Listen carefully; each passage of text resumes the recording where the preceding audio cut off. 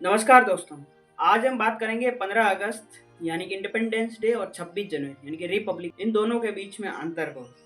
कई बार लोग सोचते हैं कि इन दोनों ही दिन झंडा ही तो फहराया जाता है, लेकिन असल में इस दोनों के पीछे एक गहरी संवैधानिक और ऐतिहासिक कहानी छिपी हुई है। तो पहले बात करते हैं 15 अगस्त की। यह दिन भारत की आज़ादी का प्रतीक है और भारत को अंग्रेजों से 200 साल की गुलामी से मुक्ति मिली। इसी दिन 15 अगस्त 1947 के दिन पंडित जवाहरलाल नेहरू के द्वारा लाल किले की प्राचीर से हमारा फ्लैग होस्टिंग किया गया।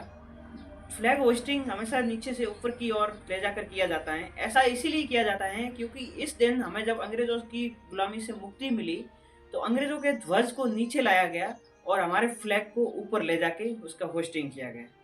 अब बात करते हैं 26 जनवरी, गणतंत्र दिवस। 26 जनवरी 1950 के दिन हमारे भारत का संविधान लागू हुआ। इसकी ऐतिहासिक पृष्ठभूमि पर आने से पहले ये जान लेते हैं कि गणतंत्र का मतलब क्या होता है। गणतंत्र का मतलब है कि जनता द्वारा चुनी गई सरकार, यानी कि सत्ता जनता के हाथ में, न कि किसी राजा या किसी वंशानुगत शासक के हाथ में। जनता अपने प्रतिनिधियों को चुनकर उन्हें शासन का अधिकार देती है। अब आते हैं हम ऐतिहासिक पृष्ठभूमि पर। 26 जनवरी को संविधान सभा ने इसलिए चुना क्योंकि 1930 में इसी दिन लाहौर में कांग्रेस का अधिवेशन होता है और पूर्ण स्वराज का प्रस्ताव पारित होता है।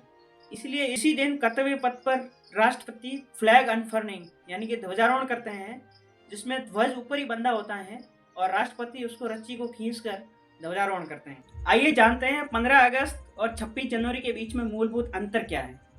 सबसे पहले ये जान लेते हैं कि 15 अगस्त के दिन लाल किले की प्राचीर से प्रधानमंत्री द्वारा ध्वज को नीचे से ऊपर की ओर ले जाकर फ्लैग होस्टिंग किया जाता है, जबकि 26 जनवरी के दिन कर्तव्य पथ पर ध्वज पहले से ही बंधा होता है, बस राष्ट्रपति द्वारा उसे अनफर्ल किया जाता है।